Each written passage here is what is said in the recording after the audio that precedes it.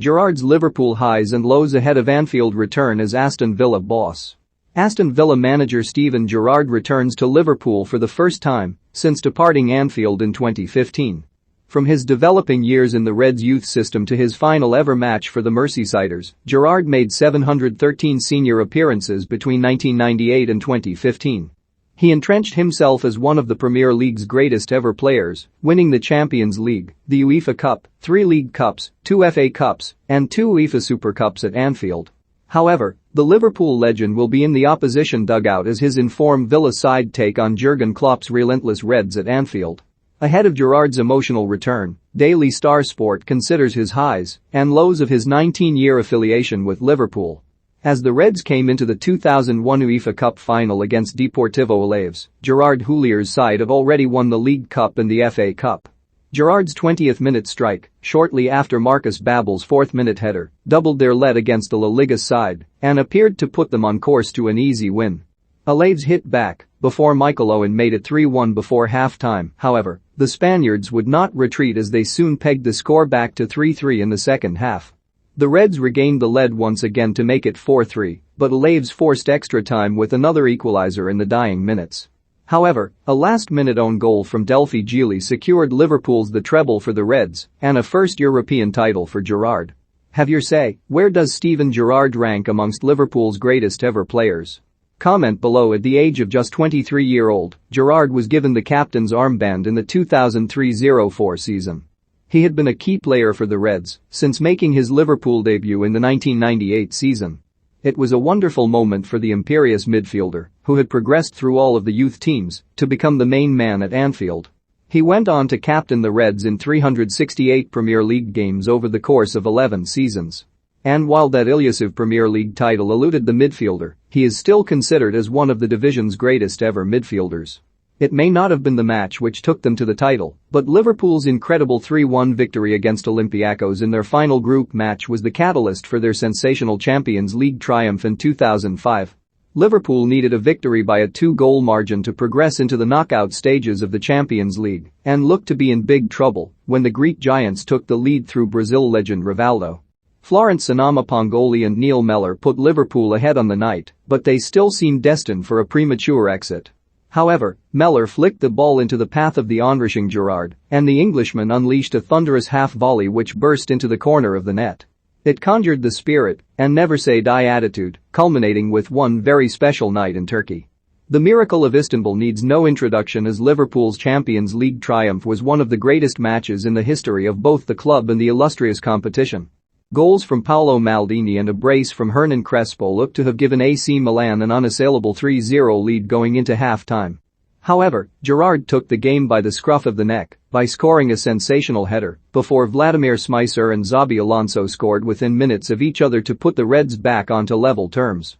Heroics from Jerzy Dudek in the resultant penalty shootout meant Gerrard did not need to take a spot kick, as the Polish shot stopper saved from Andrea Pirlo and Andriy Shevchenko to win the Reds' first Champions League title in 21 years. When it came to major finals, Liverpool very rarely made things easy for themselves, but they always seemed to finish on the winning side. And they came back from the dead in the 2006 FA Cup final against West Ham United. An own goal from Jamie Carragher and a bundled finish from Dean Ashton saw the Hammers take a 2-0 lead before Djibril Cisse halved the deficit. Gerrard lashed home a equalizer in the second half before the East Londoners took the lead via a fortunate goal from Paul Konchesky. In the dying seconds, Gerrard unleashed a sensational 35-yard half-volley to force extra time. And just as they did in Istanbul, Liverpool went on to win via a penalty shootout, to the heartbreak of the Hammers. Barely months had passed since the miracle of Istanbul before news of Gerrard moving to Chelsea began to emanate. Stories stating he had rejected a £100,000 per week contract at Anfield to force through a move to the Blues devastated and angered Liverpool fans, who even took to the streets, burning shirts with his name on the back. Liverpool's chief executive at the time, Rick Perry, even publicly stated, "Now we have to move on. We have done our best, but he has made it clear he wants to go, and I think it looks pretty final." However, the very next day, Gerrard performed a spectacular U-turn and signed a new 4-year contract with the Reds, to the relief and delight of the Liverpool fan base. Gerrard scored 3 goals and contributed 3 assists as Liverpool reached their second Champions League final in 3 seasons. And in what appeared to be a remarkable stroke of fate, Liverpool were to face AC Milan in the final once again. The Italian giants took the lead via a deflected strike from Filippo Inzaghi in what was an extremely tight match. Inzaghi went on to double the Rossoneri's lead in the 82nd minute, and while Dirk Kuyt halved the deficit in the 89th minute to force a nervy finish, Milan never looked likely to squander their lead. It was a chastening blow for Liverpool, who did not reach the Champions League final for another 10 years. Liverpool dominated the early stages of the 2005 Carling Cup final against fierce rivals Chelsea. At the time, the Reds and the Blues developed a huge rivalry after facing off against each other in many of the cup competitions, as well as the Premier League. John Arne Rice scored after 1 minute to put Liverpool in the driving seat, and the Merseysiders seemed to have the edge over Mourinho's side. However, disaster struck in the 79th minute as Gerrard scored an unfortunate own goal to level the contest and trigger extra time. Chelsea found another gear in the second half as goals from Didier Drogba and Mateja Kezman sealed a 3-2 victory for the Blues. He may be one of the Premier League's greatest ever defenders, but Gerrard will struggle to live this memory down.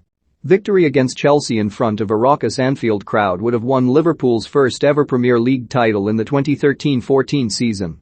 And the red ribbons were almost being added to the trophy as Mourinho deployed a weakened side, as he had one eye on a Champions League semi-final against Atletico Madrid.